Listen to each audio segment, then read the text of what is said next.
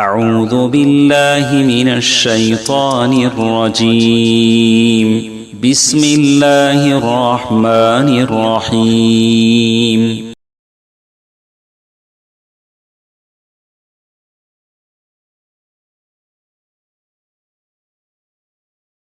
بسم اللہ الرحمن الرحیم.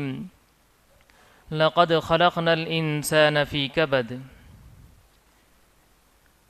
ہر قسم کی حمد و ثنا، بزرگی، بڑائی، کبریائی اس وحدہ لا شریک کے لیے ہی لائق و زیبا ہے، جو ہمارا خالق ہے، مالک ہے، رازق ہے، جس کی عبادت کرنا ہماری اپنی زندگی کا اہم ترین مقصد ہے۔ عبادت کرتے ہوئے اعلیٰ سے اعلیٰ مقام حاصل کرنا ہماری دنیاوی اور اخروی کامیابی اور کامرانی ہے۔ درود و سلام ہو نبی آخر الزماں حضرت محمد مصطفیٰ صلی اللہ علیہ وسلم کے ذات گرامی پر، جنہوں نے امت تک ہر حال میں راضی برضا رہنے، اللہ رب العالمین کے بندے بن کے رہنے کی ایک اہم تعلیم ہمیں دی۔ صحابہ اکرام، تابعین، تبع تابعین اور تمام مؤمن مرد اور عورتوں پر اللہ رب العالمین کا خصوصی فضل کرم اور اس کی رحمت ہو، آمین۔ محترم بزرگوں، نوجوانوں، معصوم بچوں اور میری ماؤں اور بہنوں، ابھی حمد و صلوات کے بعد میں نے آپ لوگوں کے سامنے سورۃ البلد کی ایک آیت کریمہ تلاوت کی۔ اللہ رب العالمین کا اس آیت کریمہ میں ارشاد ہے، اللہ رب العالمین نے کہا کہ لَقَدْ خَلَقْنَا الْإِنسَانَ فِي كَبَدٍ، یقیناً ہم نے انسان کو مشقتوں میں پیدا کیا ہے۔ اللہ رب العالمین نے اس سورت کی اس آیت میں مختصر سے لفظ میں اللہ رب العالمین نے انسانی زندگی کو سمو دیا ہے، انسانی زندگی کو بھر دیا ہے۔ کوئی بھی انسان اس زندگی میں، اس دنیا میں زندگی بسر کریں، اس کی اپنی زندگی میں مشقتیں نہ آئیں، مصیبتیں نہ آئیں، تکلیفیں نہ آئیں، یہ ناممکن ہے۔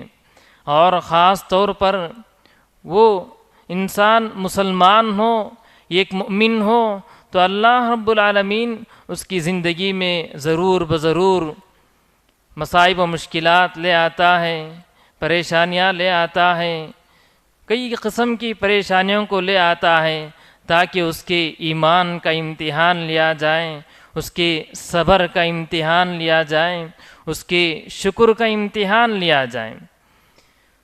تو میرے بھائیوں، زندگی کا یہ سفر آسان نہیں، مشکلوں والا سفر ہے، آزمائشوں والا سفر ہے۔ قدم قدم پر یہاں امتحان ہوتے ہیں، قدم قدم پر یہاں آزمائشیں ہوتی ہیں، صبر آزما حالات ہوتے ہیں، اور پرفتن دور ہوتے ہیں، پرکھٹن مرحلے ہوتے ہیں۔ رہا معاملہ کہ سوال کہ آزمائش، امتحان اللہ رب العالمین ہم میں سے ہر ایک بندے کا لیتا ہے، تو کن کن صورتوں میں لیتا ہے؟ معزز حضرات و خواتین، قرآن مجید اگر پڑھ کر دیکھیں تو ہمیں پتہ چلتا ہے کہ اللہ رب العالمین آزمائش کا جو اصول بنایا، امتحان لینے کا، ایگزام لینے کا جو قاعدہ بنایا، وہ دو طرح کے ہوتے ہیں۔ اللہ رب العالمین بعض بندوں کو دے کر آزماتا ہے کہ وہ یقیناً اپنی زندگی میں ان نعمتوں کا شکریہ ادا کرتے ہیں یا نہیں، اور بعض بندوں کو لے کر آزماتا ہے، ان کی زندگی میں مصائب و مشکلات لا کر، بیماریاں لا کر، کئی قسم کی آفتیں لا کر آزماتا ہے، تاکہ وہ بندے اپنی زندگی میں صبر کرتے ہیں یا نہیں، یہ دیکھنے کے لیے۔ اللہ رب العالمین نے کہا کہ انہی دو صورتوں کو بیان کرتے ہوئے کہا کہ وَبَلَوْنَاهُمْ بِالْحَسَنَاتِ وَالسَّيِّئَاتِ لَعَلَّهُمْ يَرْجِعُونَ، کیا ہم نے ان لوگوں کو حسنات کے ذریعے بھی آزمایا، سیئات کے ذریعے بھی آزمایا، نعمتوں کے ذریعے بھی آزمایا، مصیبتوں کے ذریعے بھی آزمایا، لعلہم یرجعون، تاکہ وہ پلٹ کر آئیں۔ اور اللہ رب العالمین نے دوسرے مقام میں فرمایا کہ وَنَبْلُوكُمْ بِالشَّرِّ وَالْخَيْرِ فِتْنَةً، خیر کے ذریعے بھی ہم تمہیں آزماتے ہیں، شر کے ذریعے بھی ہم تمہیں آزماتے ہیں، اور یہ دونوں کے دونوں ہم نے آپ کے لیے وَنَبْلُوكُمْ بِالشَّرِّ وَالْخَيْرِ فِتْنَةً، یہ دونوں کے دونوں آپ کے لیے فتنہ بنائے ہیں، آزمائش بنائے ہیں، امتحان بنائے ہیں، ایگزام ہیں۔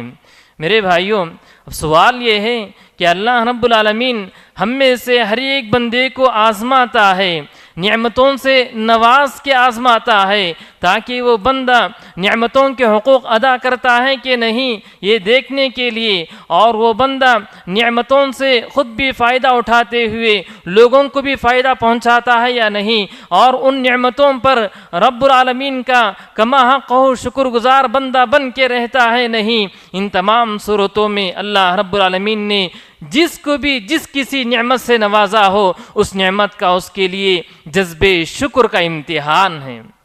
اور بعض بندوں کو اللہ تعالیٰ کسی چیز سے محروم کر کے، کوئی بھی ایک مصیبت لا کر، کوئی بھی ایک دکھ درد لا کر، کوئی بھی ایک تکلیف لا کر، کوئی بھی ایک بیماری لا کر آزماتا ہے، خاص کر مسلمانوں کو، مؤمنوں کو، یہ دیکھنے کے لیے کہ میرا بندہ میرے اوپر کتنا توکل رکھا ہے، کتنا صبر کرتا ہے ان ایمان کے راہ میں، اس اسلام کے راہ میں۔ اگر کوئی بھی اس کو مصیبت پہنچے، اس کے زبان سے کیا الفاظ نکلتے ہیں، وہ کیا کہنا چاہتا ہے، یہ سب صورتیں جانچنے کے لیے، پرکھنے کے لیے، یہ سب پیمائشیں ہیں، آزمائشیں دراصل ایک پیمائش ہیں، یہ ایک آلہ ہے، یہ ایک انسان کو جانچنے کے لیے، پرکھنے کے لیے، دیکھنے کے لیے۔ معزز حضرات و خواتین، قرآن و حدیث کا ہم مطالعہ کریں تو نعمتوں کے ذریعے اللہ رب العالمین جو آزماتا ہے، اس کی بھی کئی ایک شکلیں بیان کی گئی، اس کی بھی کئی ایک صورتیں ہیں۔ اللہ رب العالمین جو کوئی نعمت کسی بھی انسان کو دیں، اگر اس نعمت کو اس نے صحیح استعمال نہیں کیا، وہی نعمت اس کے لیے وبال جان ہے، وہی نعمت اس کے لیے فتنہ ہے، وہی نعمت اس کے لیے آزمائش ہے۔ اللہ رب العالمین نے کہا کہ انما اموالکم واولادکم فتنہ، یقیناً تمہارے مال اور تمہارے اولاد تمہارے لیے فتنہ ہیں۔ جبکہ اللہ رب العالمین نے دوسرے مقام میں کہا کہ المال والبنون زینت الحیات الدنیا، مال اور اولاد یہ دنیاوی زندگی کی نعمتیں ہیں۔ ایک جگہ اللہ رب العالمین نعمت قرار دیا اور دوسری جگہ اللہ رب العالمین آزمائش قرار دیا۔ اس کا کیا معنی ہے؟ اس کا یہی معنی کہ انسان دولت آنے کے بعد، بچے آنے کے بعد، بیوی اس کے کوئی بھی ایک عورت اس کے بیوی بننے کے بعد بیوی کے حقوق ادا کرتا ہے کہ نہیں۔ اولاد، اللہ رب العالمین نے اولاد کی نعمت سے نوازا، اولاد کی صحیح تعلیم و تربیت کرتا ہے کہ نہیں۔ اور مال آنے کے بعد مال اللہ رب العالمین کے حقوق ادا کرتا ہے کہ نہیں، بندوں کے حقوق ادا کرتا ہے کہ نہیں، یہ سب جانچنے کے لیے، یہ سب معلوم کرنے کے لیے ہی اللہ رب العالمین ہم میں سے بعض بندوں کو نعمتوں سے نوازتا ہے۔ مختصر الفاظ میں اللہ رب العالمین نے دنیا میں جتنی بھی نعمتیں ہیں، دنیا میں جتنی بھی آسائشیں ہیں، دنیا میں جو بھی چمک دمک ہے، ان تمام چیزوں کو اللہ رب العالمین نے آزمائش قرار دیا۔ فرمایا انا جعلنا ما علی الارض زینۃ لها لنبلوہم ایہم احسن عملا۔ اللہ رب العالمین نے دنیاوی زندگی میں جو کچھ آسائش رکھی ہے، نعمتیں رکھی ہیں، یہ سب کے سب در حقیقت لنبلوہم، اللہ رب العالمین نے آزمائش کے لیے بنایا۔ لنبلوہم ایہم احسن عملا، یہ سب تمہیں آزمانے کے لیے ہے کہ تم میں کون انسان اچھا عمل کرتا ہے۔ اس کے برعکس کبھی آزمائش مصائب و مشکلات کی شکل میں، بیماریوں کی شکل میں بھی ہوتی ہیں۔ قرآن مجید میں اس کی کئی ایک تفصیل سے بیان کی گئی۔ یہ ایک جامع آیت اللہ رب العالمین نے اس میں کئی چیزوں کا ذکر کر دیا۔ اللہ رب العالمین نے کہا کہ جس طرح اللہ رب العالمین جس طرح ایک مسلمان کو دے کر آزماتا ہے، اسی طرح کبھی کبھی اللہ رب العالمین ایک مسلمان کو اس کی اپنی زندگی میں لے کر بھی آزماتا ہے۔ لے کر آزمانے کی کیا کیا شکلیں اور کیا کیا صورتیں ہو سکتی ہیں؟ رب العالمین نے کہا کہ وَلَنَبْلُوَنَّكُمْ بِشَيْءٍ مِّنَ الْخَوْفِ وَالْجُوعِ وَنَقْصٍ مِّنَ الْأَمْوَالِ وَالْأَنفُسِ وَالثَّمَرَاتِ وَبَشِّرِ الصَّابِرِينَ کہ اللہ رب العالمین تم میں سے بعض لوگوں کو خوف کے ذریعے آزماتا ہے، یہ قسم کا خوف اور دل میں پیدا کر دیتا، اور بیوی بچوں کا خوف، مستقبل کا خوف، جائے پناہ کا خوف، گھر بار کا خوف، یہ قسم کے خوف انسان کو لاحق ہوتا ہے۔ زندگی میں ہر چیز ہوتی ہے لیکن سکون میسر نہیں، یہ قسم کا ڈر، یہ قسم کا خوف ہوتا ہے۔ اللہ رب العالمین خوف کے ذریعے بھی کبھی کبھی آزماتا ہے۔ اللہ رب العالمین نے صحابہ کرام کو مکی زندگی میں اسی خوف کے ذریعے آزمایا تھا۔ خوف کے ذریعے کیسے آزمایا تھا؟ جو بھی اہل ایمان تھے ان کے لیے کوئی جائے پناہ نہیں، جہاں کہیں جائیں مصائب و مشکلات منڈلاتے رہتے، تکالیف دیتے رہتے، ان لوگوں کے لیے کوئی جائے پناہ نہیں۔ اللہ رب العالمین نے جب مکی زندگی سے نکال کر ان لوگوں کو مدنی زندگی عطا کیا تو نعمت کے طور پہ کہا کہ اب تم امن میں ہو، سکون میں ہو، راحت میں ہو، یہ بھی بہت بڑی نعمت میں ہے۔ جبکہ تم مکی زندگی کو یاد کرو کہ وہاں خوف ہی خوف تھا، کب کون دشمن حملہ کر دیں، کب کیا ہو جائیں آپ لوگوں کو نہیں معلوم تھا۔ اللہ رب العالمین نے اس کے بعد کہا کہ والجوع، بھوک مری سے بھی اللہ رب العالمین آزماتا ہے۔ کھانے پینے کے لیے اشیاء خرد و نوش، کھانے پینے کی چیزوں کو کم کر کے بھی اللہ رب العالمین کبھی کبھی کسی انسان کی زندگی میں آزماتا ہے۔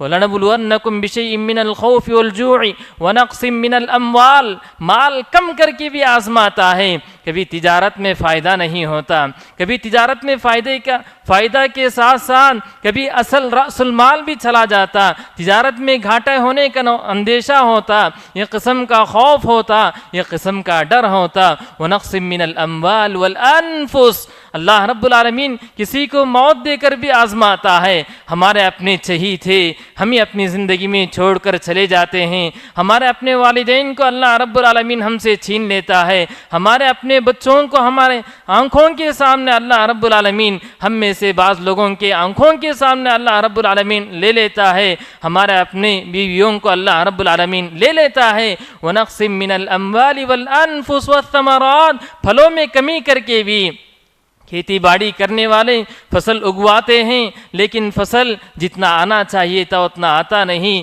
یہ سب صورتوں سے اللہ رب العالمین آزماتا ہے۔ اور آخری میں اللہ رب العالمین نے کہا کہ وَبَشِّرِ الصَّابِرِينَ، صبر کرنے والوں کے لیے بشارت ہی بشارت ہے، خوشخبری ہی خوشخبری ہے۔ میرے بھائیوں، پتہ چلا کہ اللہ رب العالمین نعمت دے کر بھی آزماتا ہے، نعمتیں لے کر بھی آزماتا ہے، حسنات کے ذریعے بھی آزماتا ہے، سیئات کے ذریعے بھی آزماتا ہے۔ رہا معاملہ کہ اللہ رب العالمین کے پاس کون بندے زیادہ آزمائش میں مبتلا ہوتے ہیں، اللہ رب العالمین کے پاس قانون آزمائش کیا ہے، کن بندوں کو اللہ رب العالمین زیادہ آزماتا ہے۔ میرے بھائیوں بہنوں، اگر ہم قرآن و حدیث کا مطالعہ کریں تو ہمیں معلوم ہوتا ہے کہ اللہ رب العالمین کے پاس جو بندے سب سے زیادہ مقرب ہوں گے، سب سے زیادہ مقبول ہوں گے، سب سے زیادہ منظور ہوں گے، اللہ رب العالمین انہی لوگوں کو زیادہ آزمائش میں مبتلا کرتا ہے۔ ممکن ہے کہ کوئی بے نمازی ہو، اس کی زندگی میں آزمائش آئے بغیر گزر جائیں، لیکن کوئی نمازی ہو، موحد ہو، اللہ رب العالمین پر مکمل یقین اور توکل کرنے والا ہو، اس کی زندگی آزمائش سے خالی ہو یا نہ، یہ ناممکن ہے میرے بھائیوں۔ کیوں؟ اس لیے کہ اللہ رب العالمین کے یہاں اصول ہے کہ اللہ رب العالمین اپنے محبوب بندوں کو آزماتا ہے، ان کا ایمان کا امتحان ہوتا ہے وہاں، ان کے عقیدے کا امتحان ہوتا ہے وہاں، ان کے اپنے توکل کا امتحان ہوتا ہے وہاں۔ کیا یقیناً یہ سب بندے جو میرے اوپر ایمان لے آئے ہیں حقیقی معنوں میں ایمان لے آئے ہیں یا نہیں؟ ان تمام چیزوں کو پرکھنے کے لیے اللہ رب العالمین اپنے سے محبوب ترین بندوں کو زیادہ آزمائشوں میں، مشقتوں میں، مصائب و مشکلات میں، آلام و محن میں مبتلا کرتا ہے۔ اس قاعدے کے روح سے آپ حضرات انبیاء علیہ السلام کی سیرت کو پڑھ کر دیکھیے. حضرات انبیاء علیہ السلام کی سیرت واضح نشانی ہے. تمام کے تمام لوگوں میں اللہ رب العالمین کے پاس سب سے زیادہ محبوب بندے، سب سے زیادہ مقبول بندے حضرات انبیاء علیہ السلام ہوتے ہیں. حضرات انبیاء علیہ السلام محبوب ہونے کے باوجود اللہ کے راستے میں اللہ کے لیے بہت زیادہ ستائے گئے، بہت زیادہ تکلیفیں دیے گئے، بہت زیادہ مصائب و مشکلات میں پھنسے گئے. کئی ایک انبیاء کے واقعات ہیں، لیکن میں آپ لوگوں کے سامنے آپ صلی اللہ علیہ وسلم، میرے اور آپ کے، ہم سب کے پیارے نبی صلوات اللہ ربی وسلام علیہ کی زندگی کے کچھ گوشوں کو پیش کرتا ہوں. زندگی میں کبھی بھی آزمائش آئے، کبھی بھی کوئی امتحان آئے، اللہ کے نبی علیہ السلام کی سیرت کو پڑھ لیں، ان گوشوں کو یاد کر لیں، آپ کے لیے آسان ہو جائے گا. اللہ کے نبی صلی اللہ علیہ وسلم نے فرمایا ان اشد الناس بلاء الانبیاء ثم الامثل ثم الامثل. اللہ رب العالمین اس دنیا میں سب سے زیادہ سخت امتحان انبیاء علیہ السلام کا لیتا ہے. حضرات انبیاء علیہ السلام آزمائے جاتے ہیں. ثم الامثل فالامثل، پھر اس کے بعد ایمان میں، عقیدے میں، توحید میں جو زیادہ اونچے مرتبے کے ہوں گے ان لوگوں کو اللہ رب العالمین ان کے مقام و مرتبے کے اعتبار سے، ان کے رتبے کے اعتبار سے آزماتا ہے. نبی کریم صلی اللہ علیہ وسلم کی زندگی لے لیجئے کہ آپ صلی اللہ علیہ وسلم 23 سالہ نبوت کی زندگی میں بہت زیادہ ستائے گئے، بہت زیادہ تکلیفیں دیے گئے، بہت زیادہ ستائے گئے. اللہ کے نبی علیہ السلام خود اپنے بارے میں فرماتے ہیں کہ لقد اوذیت فی اللہ وما یؤذی احد ولقد اخفت فی اللہ وما یخاف احد، کہ میں اللہ کے راہ میں ایسی تکلیفیں جھیلا ہوں کہ کوئی بھی انسان اس طرح کی تکلیفیں اپنی زندگی میں نہیں دیکھا. میں اللہ کے راہ میں اس قدر ڈرایا گیا ہوں کہ کوئی بھی انسان اس کی اپنی زندگی میں نہیں دیکھا. خاص طور پہ آپ صلی اللہ علیہ وسلم نبی بنائے جانے کے بعد آپ کی ذرا ہسٹری کو پڑھ کر دیکھیے، آپ کی زندگی کو پڑھ کر دیکھیے، آزمائشوں سے بھری ہے، پوری کی پوری زندگی آزمائشوں سے بھری ہے. مکی زندگی، 13 سالہ زندگی، یہاں پر ایک دشمن تھے مشرکین مکہ.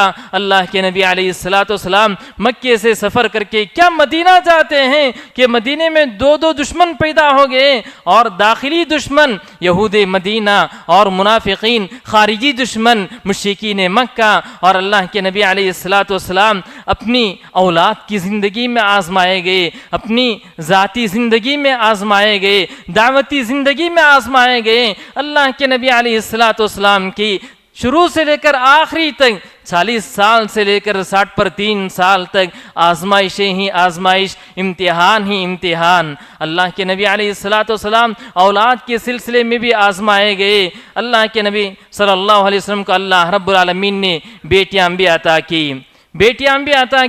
آپ صلی اللہ علیہ وسلم نے نبی بنائے جانے سے پہلے حضرت رقیہ کی شادی عتبہ بن ابی لہب سے اور ام کلثوم کی شادی عتیبہ بن ابی لہب سے کی. جیسے ہی آپ صلی اللہ علیہ وسلم نبی بنائے گئے، یہ ایک اللہ کی جانب دعوت دینے لگے. ابو لہب آپ کا دشمن بنا صرف اور صرف اس وجہ سے آپ کی دونوں چہیتی بیٹیوں کو اس نے اپنے بیٹوں سے کہا کہ طلاق دے دو. یہ طلاق، یہ خلے کے واقعات جو آج ہمارے معاشرے میں پیش آتے رہتے، یہ تکلیف اللہ کے نبی علیہ السلام اپنی بیٹیوں کی زندگی میں بھی دیکھے ہیں.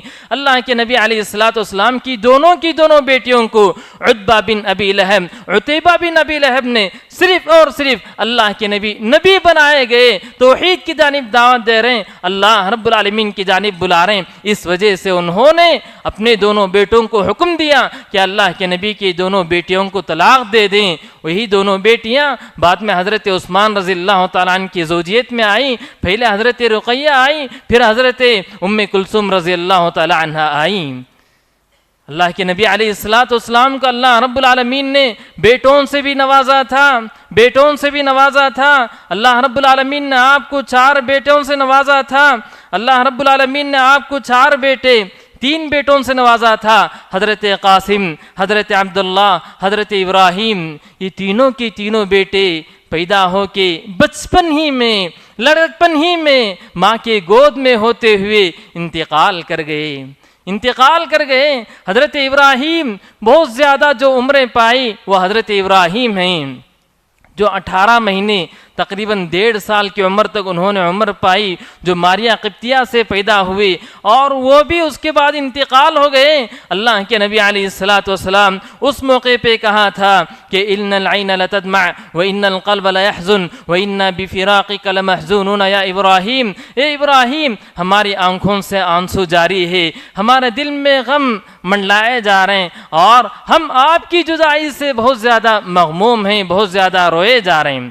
اللہ کے نبی علیہ السلام کی ذاتی زندگی کو لے لیجئے کہ اللہ کے نبی علیہ السلام کی تمام بیٹیاں حضرت فاطمہ کو چھوڑ کر حضرت رقیہ، حضرت زینب، حضرت ام کلثوم اللہ کے نبی علیہ السلام کی حین حیات وفات پا گئیں، بچے بھی وفات پا گئے، اور آپ کی بیٹیاں بھی آپ کی زندگی میں وفات پا گئیں۔ اور آپ تو جانتے ہیں کہ کسی بھی انسان کو اللہ رب العالمین اولاد دیں، وہی اولاد لاش کی شکل میں، میت کی شکل میں ہماری اپنے آنکھوں کے سامنے ہو تو ماں باپ پہ کیا کچھ گزرتا ہے میرے بھائیوں۔ یہ سب آزمائشیں آپ صلی اللہ علیہ وسلم نے اپنی ذاتی زندگی میں بھی دیکھیں۔ حضرت فاطمہ تھیں جو آپ کے بعد انتہائی قلیل ترین مدت میں 6 مہینے بعد اللہ کے نبی علیہ السلام کی انتقال ہوئی، اور اس وقت بھی ان کی عمر بہت بڑی نہیں تھی، اس وقت بھی ان کی عمر 29 یا 30 سال کی تھی، اور اس وقت وہ انتقال ہوئیں۔